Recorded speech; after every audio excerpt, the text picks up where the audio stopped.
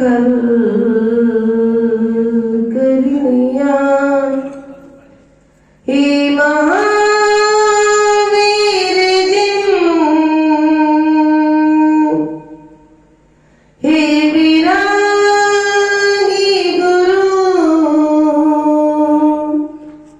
आपके दुई चरण में विनम्र नमन आपके दुई चरण में विनम्र नमन आपके दुई चरण में विनम्र नमन।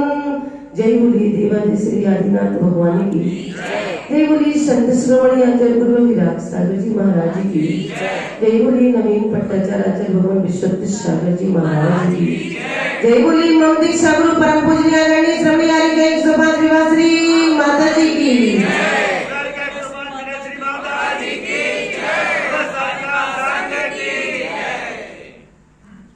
धर्म स्नेही बंधुओं, समय का परिवर्तन और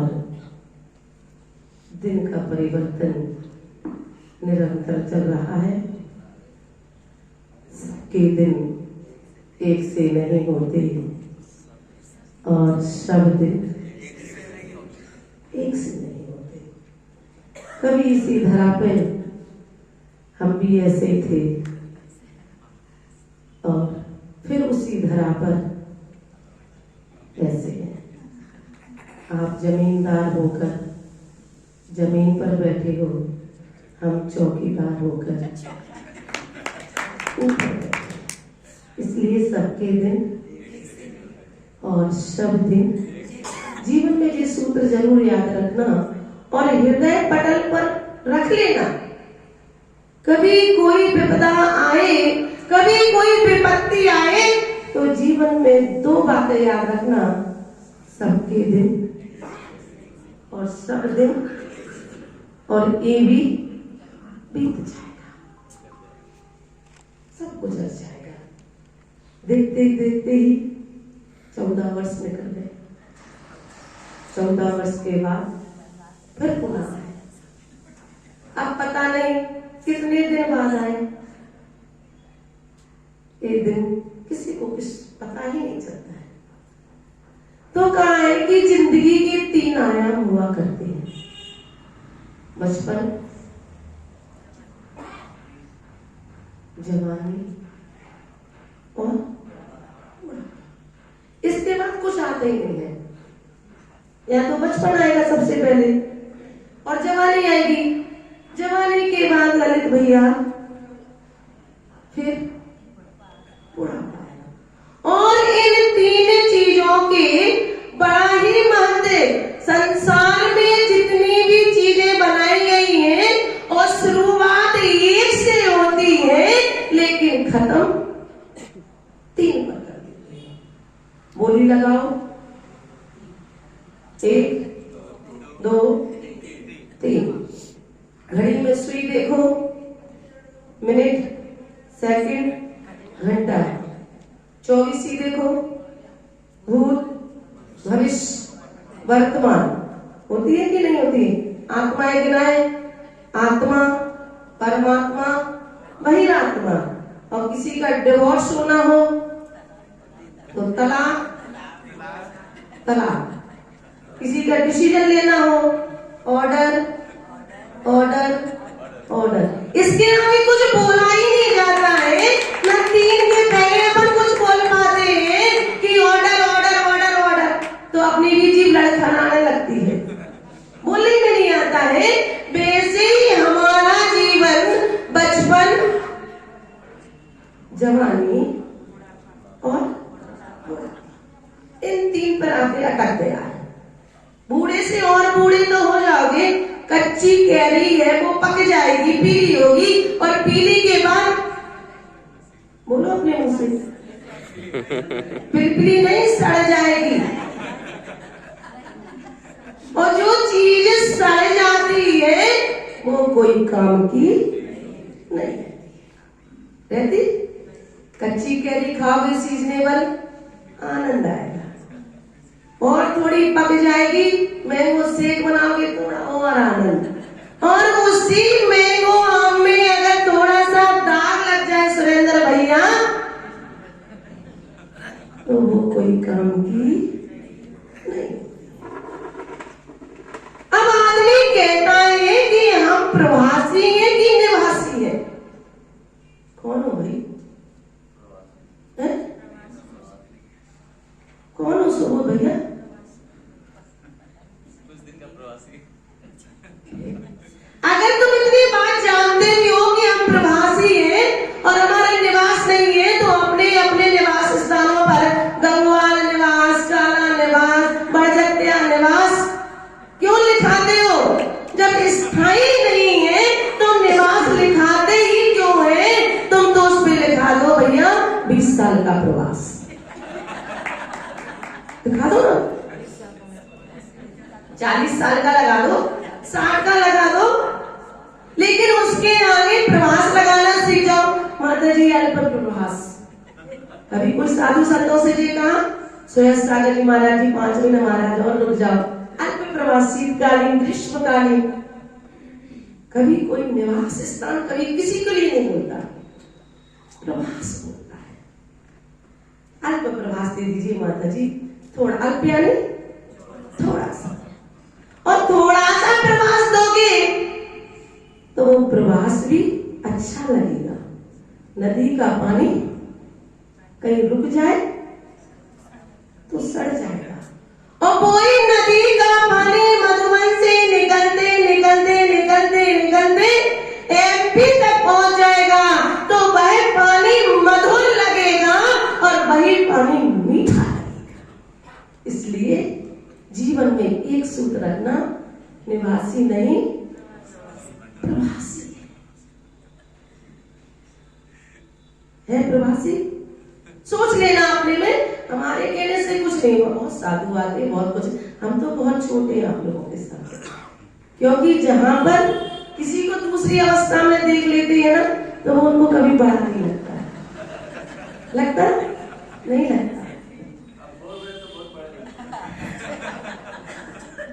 कभी नहीं लगेगा, क्योंकि कोई छवि अभी याद है। मंच पे आनंद यात्रा में देखोगे तो कुछ और लगेंगे, आहारों में देखोगे तो कुछ और लगेंगे, यहाँ देख रहे तो कुछ और लगेंगे, लेकिन छवि 2005 की है।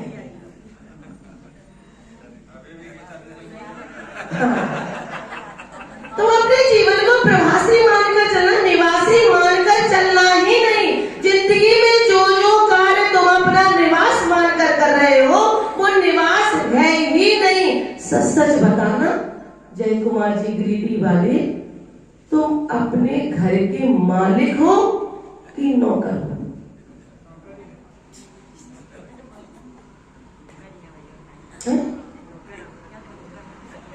हमें तो आप ही बताओ, आप कौन हो? नौकर हो कि मालिक हो? मुकेश जी, क्या नाम है आपका? बिमल जी बड़जत्या जी की बेटी, आप ही हो ना? संजय जी, आपके पिताजी थे बिमल जी, और आपके तो पिताजी मालिक थे कि आप?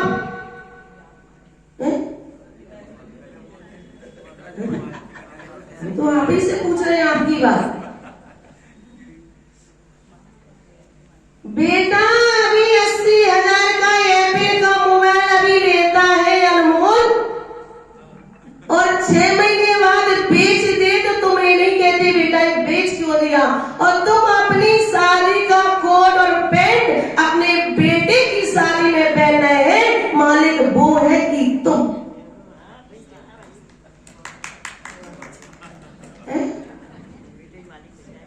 बोलो, कहने होंगे ना अनमोल की शादी में अपनी शादी के कपड़े।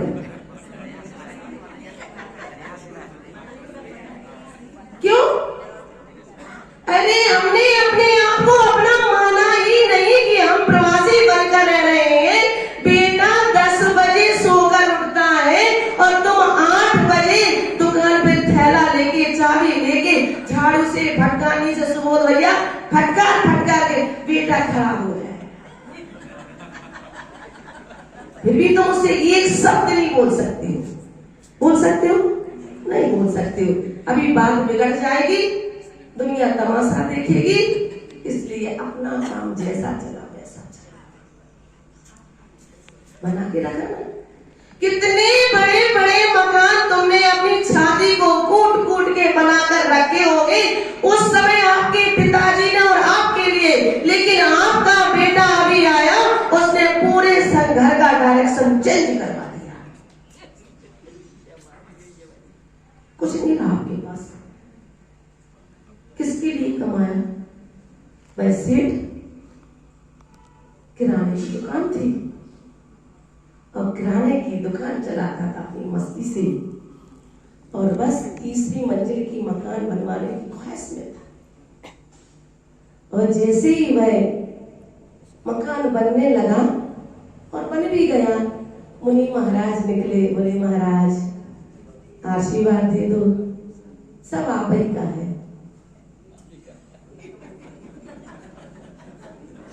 होता है ना, बेटा हुआ महाराज आपके आशीर्वाद से, माता जी आपके आशीर्वाद से हुआ है बेटा। अरे जिसका ना लेना ना देना और सब कुछ भोग विलास छोड़ के आ गए, माता जी आपके आशीर्वाद से। बोलते हो कि नहीं?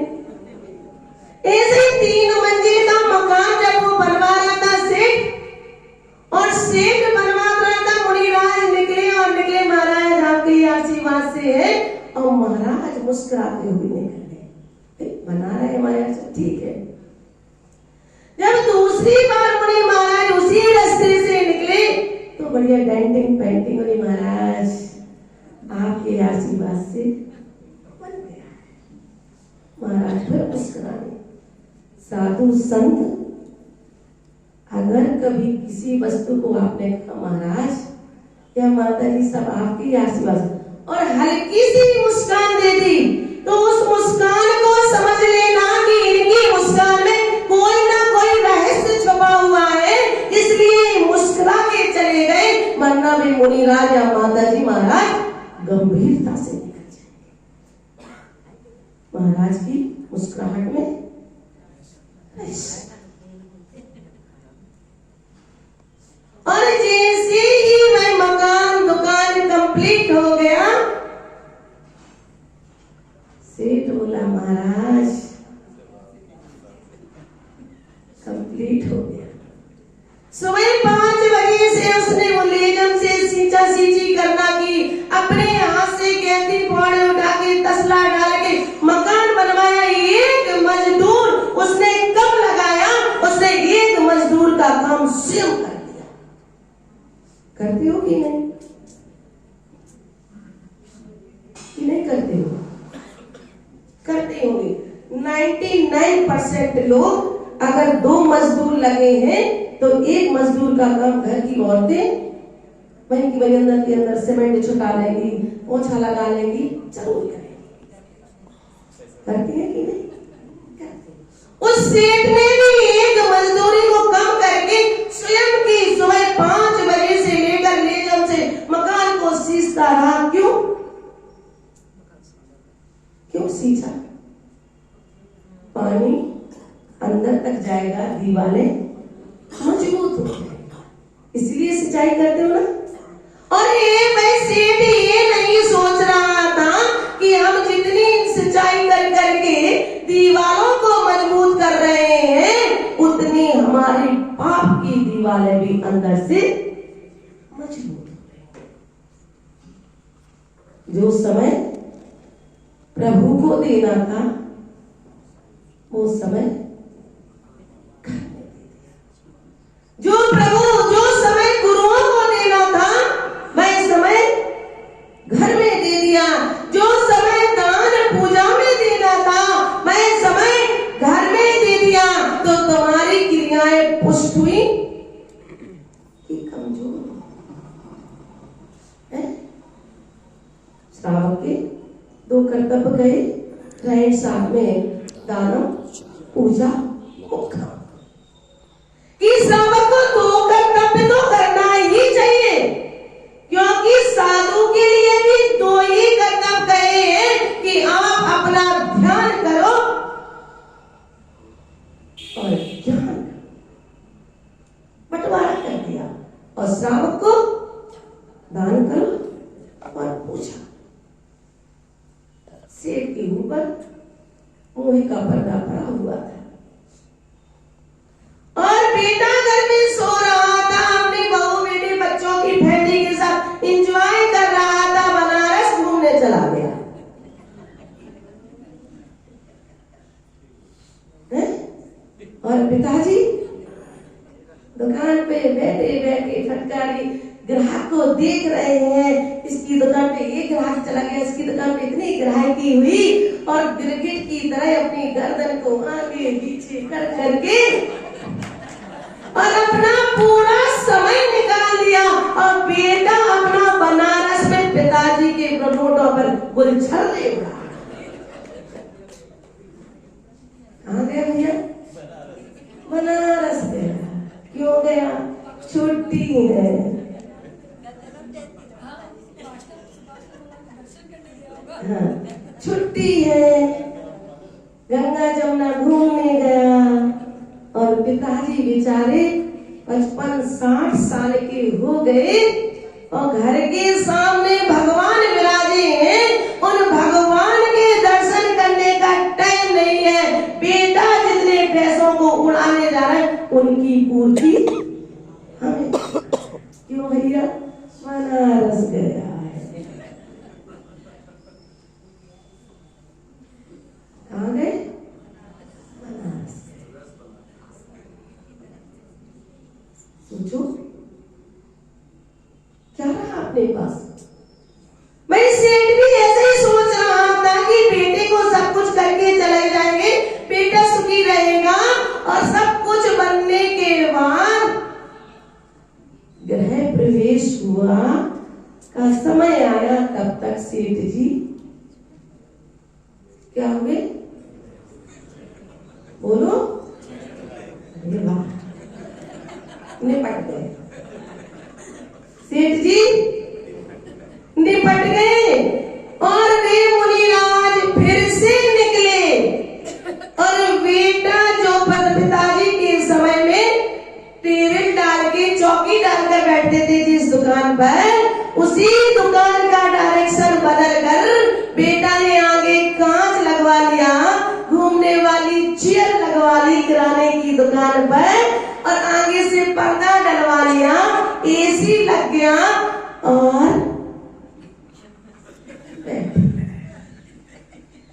और उसी दुकान में जब बोरे भरे हुए थे तो वह बकरा उस और जैसे ही दुकान खुलती थी मैं बकरा उस दुकान में मुंह मारता था, उस बोरे में मुंह मारता था, बेटे के आसपास घूमता था, और बेटा उठाकर डंडा क्या मारता था? अरे बोलते जाओ तुम लोग तो। क्या मारता था? डंडा। और वो जब डंडा मारता था तो वो ज्यादा नहीं था। क्यों? मोह महामद पियो अनादि भूल आपको। बोतल का नशा सुबह पियोगे शाम को उतर जाएगा, और नहीं उतरेगा तो सो लोगे, फिर सुबह उतर जाएगा, और भी नहीं उतरोगे तो वही 2-4 बाल्टी पानी की डल जाएगी, फिर भी उतर जाएगा। लेकिन ये मोह का नशा ऐसा है कि बेटे की 4 गालियां सुनते रहोगे, बहुआ की 4 गालियां सुनते रहोगे, फिर भी बेटे बहू को छोड़ नहीं पाओगे। क्यों? मोह लगा है।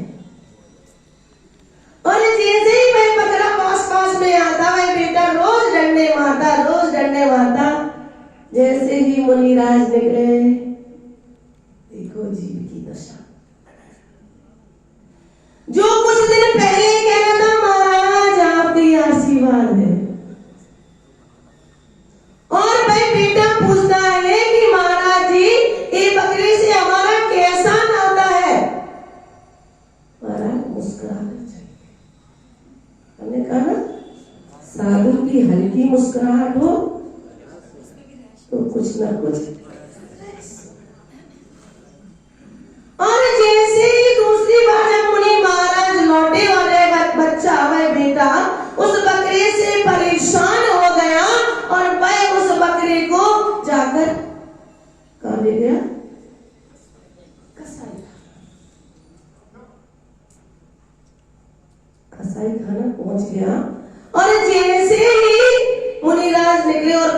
कि वह बकरा कहाँ है? बोले महाराज वह बकरा हम कसाई खाने में भेजा है। महाराज ने कहा अरे पागल, वह बकरा तेरा बाप था जिसने इतना सजाया तुम्हारी दुकान को और मकान को, खून पसीने की कमाई लगाकर उसने 3 मंजिल खड़ा कर दिया और तुम उसको बेच आए। जब तक दौड़ा दौड़ा गया तब तक उस बकरे की प्राण पखेरु। अब बताओ किसके लिए जुड़ा और किसके लिए आप जुड़ रहे हो? कुछ तो बोलो, किसके लिए जुड़ा? पहले पैसा कमाया, सो शरीर को मिटाया, अब पैसे को मिटा रहे, शरीर। कितनी विचित्र बात है। खुद का कमाया हुआ तुम खुद नहीं खा पा रहे हो। जिस दिन दुकान पे ग्राहकी हो, सुबोध भैया और आशा भाभी अगर टिफिन भेज दे तो सच बताना, खाना पहले खाओगे कि ग्राहकी पहले चलाओगे?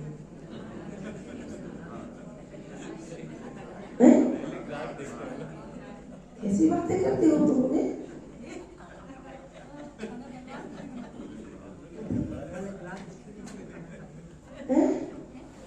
पहले टिफिन में जो खाना आया था 10 बजे का और ग्राहकी की लाइन लगी है, तो पहले तुम भोजन करोगे कि ग्राहक चलाओगे?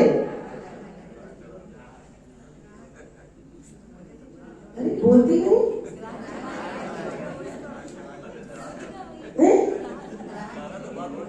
खड़े हो जाओ, खड़े हो, खड़े हो, खड़े हो, खड़े हो। क्या चलाओगे?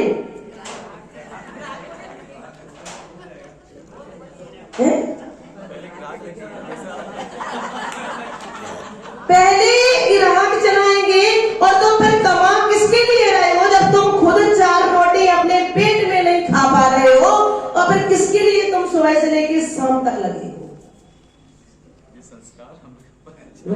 संस्कार होते हैं। अरे संस्कार नहीं है, मोह का नशा चढ़ा हुआ है और इस मोह के नशे को उतारने के लिए बहुत मेहनत करनी पड़ती है। आत्मा के ऊपर संस्कार करने पड़ते हैं कि ये संसार हमारा निवासी नहीं प्रवासी बनकर आया है और जितने दिन की जिंदगी मिली है उतनी जिंदगी में 30 साल की उम्र में जवानी में भोग लेना, 50 वर्ष के बाद अपनी जिंदगी प्रभु के नाम।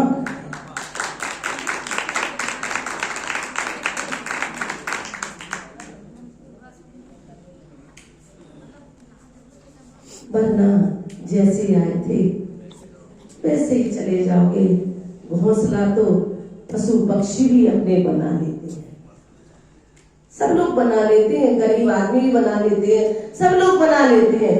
लेकिन जिनेंद्र का निर्माण करवाना, जिनेंद्र का मंदिर बनवाना, जिनेंद्र की प्रतिमा की स्थापना करवाना केवल एक मनुष्यों के हाथ में, ये सब लोग नहीं कर पा सकते हैं।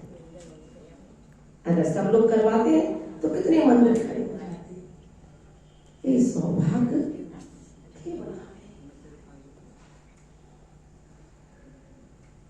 अब बताइए, आपके तीनों पल में से कौन सा पल अच्छा लगेगा? बचपन, जवानी की बुढ़ापा?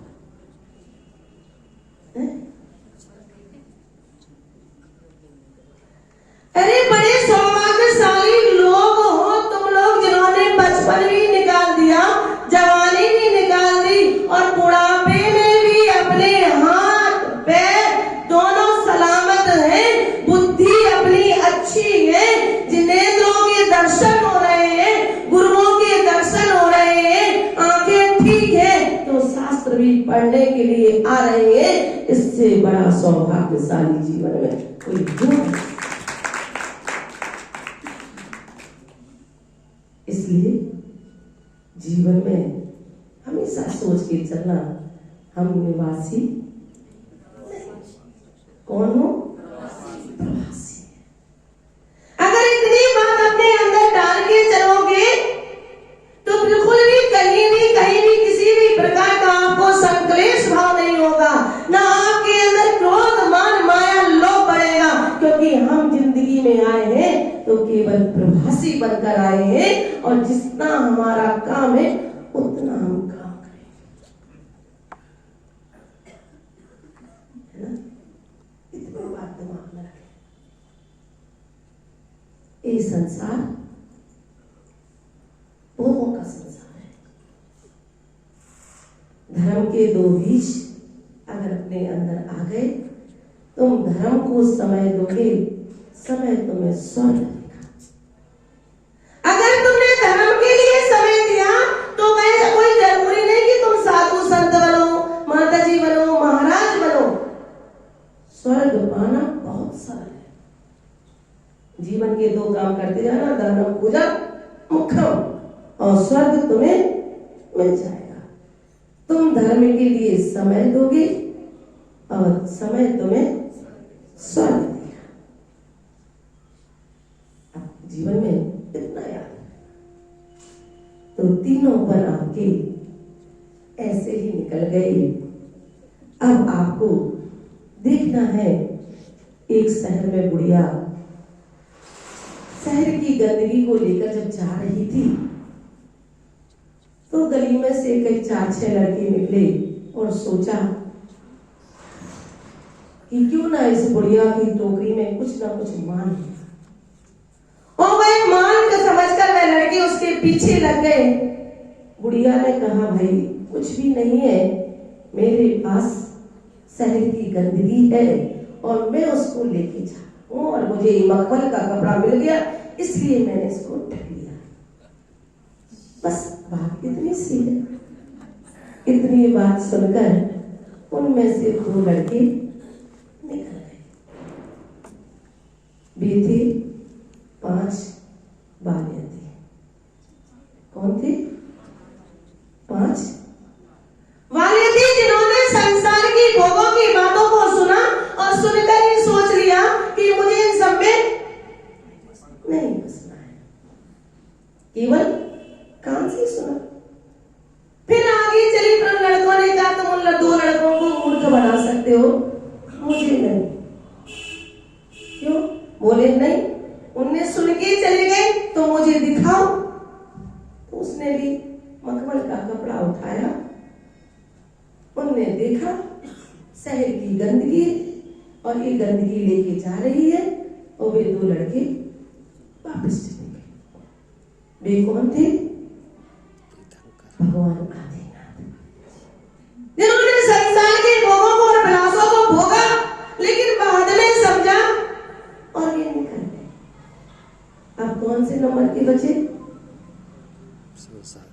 तीसरे नंबर के, जिन्होंने सुना भी, देखा भी, लेकिन उसी शहर की गंदगी में अपने दोनों हाथों से देखा, निकालकर इसमें कोई कीमती चीज है, उनको कुछ भी नहीं मिला। वे तीसरे नंबर के लोग हैं आप। आपने सुना भी, भोगा भी, फिर भी समझ में नहीं आ रहा जय कुमार जी गिरिडीह वाले कि वही संसार के भोग विलास सब पाप के कारण है, इस संसार में दुख देने वाले हैं, फिर भी उसी शहर की भोगों की गंदगी में अपने दोनों हाथों को डाल के आनंद को लूट रहे। वे थे तीसरे प्रकार के लोग जिनको अभी धर्म की बातें समझ में। अब कब निकलोगी? कब जाओगे छोड़कर?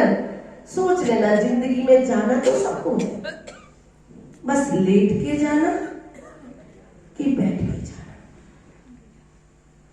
अपने जीवन में 2 लाइनें याद रखना, दिन रात मेरे स्वामी में भावना है भाव, और देहांत के समय में तुमको ना भूल जाऊं। बचे 2 लाइनें याद रखना, आपका जीवन सार्थक हो जाएगा।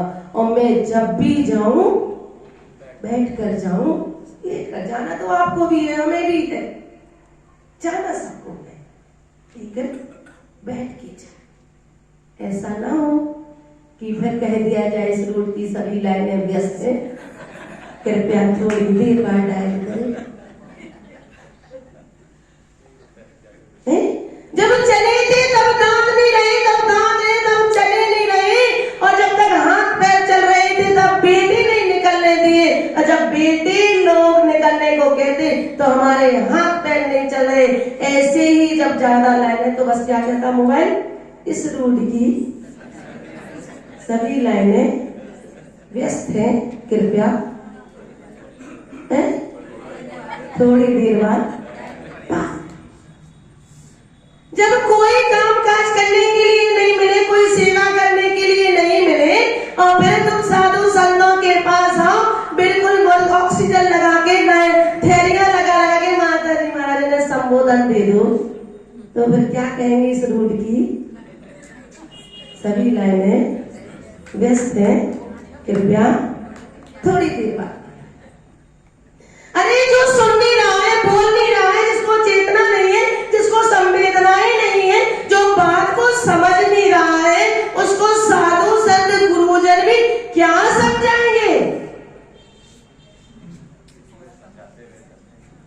हम भले ही चिल्लाते रहे कि भैया सबसे मोह छोड़ दो, जो त्याग करना है त्याग कर दो, दान करना है दान कर दो, अब अगले को सुनाई नहीं दे रहा है, उसकी सारी रोडें व्यस्त हो गई हैं, अब हम कौन सी क्लियर करें।